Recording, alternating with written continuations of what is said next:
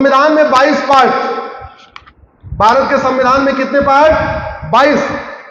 और 22 पार्ट पे 22 महान लोगों के चित्र थे। पार्ट 1 पे सिंधु घाटी की सभ्यता थी, उस पे जेबू बैल था। पार्ट 2 वैदिक काल के गुरुकुल बने हुए थे। मैं संविधान के पार्ट की शुरुआत जहां से हो रही है, वहां जो चित्र बने हुए थे उनकी बात बता रहा हूं।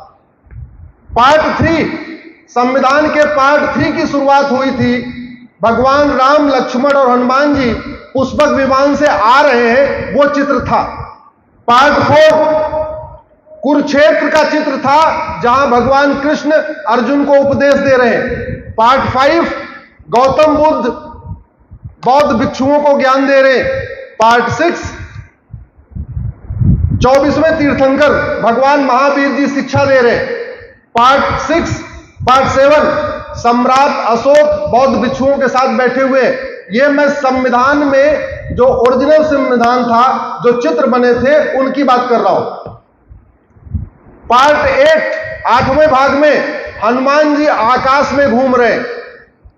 पार्ट 9 सिंहासन 32 पे राजा विक्रमादित्य बैठे हुए हैं। पार्ट 10 नालंदा विश्वविद्यालय में शिक्षक और छात्र आमने सामने बैठ के शिक्षा पे चर्चा कर रहे हैं। पार्ट 11 राजा भरत का चित्र था, जिनके नाम पे ये देश भारत हुआ। पार्ट 12 नटराज भगवान शिव की मूर्ति। पार्ट 13 राजा भगीरथ और गंगा जी निकल रही हैं, उसका चित्र। पार्ट 14 मराठा छत्रपति शिवाजी और गुरु गोविंद सिंह का चित्र।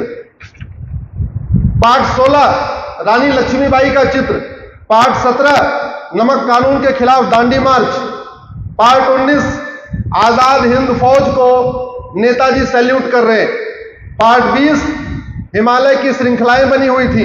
पार्ट 21 रेगिस्तान में सजे हुए ऊंटों की यात्रा निकल रही है। पार्ट 22 समुद्र में लहरों से टकराता हुआ जहाज।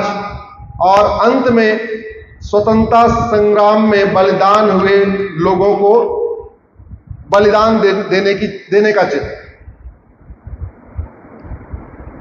संविधान बना, ये सारे चित्र बने हुए थे। लेकिन सेक्युलरिज्म का कीड़ा ऐसा काटा कि राम के भी चित्र हटा दिए, कृष्ण के भी चित्र हटा दिए, विक्रमादित्य के भी चित्र हटा दिए, गुरु गोविंद सिंह का भी चित्र हटा दिया, छत्रपति शिवाजी महाराज का भी चित्र हटा दिया, नालंदा विश्वविद्यालय का भी चित्र हटा दिया, गुरुकुल का भी चित्र हटा दिया। अब आज की डेट में जो मेरे पास संविधान है, या आपके पास भी जो संविधान की कॉपी होगी, जो लॉ के स्टूडेंट संविधान पढ़ रहे होंगे, उसमें आपको किसी का चित्र नहीं मिलेगा। यह इस देश के साथ धोखा हुआ है।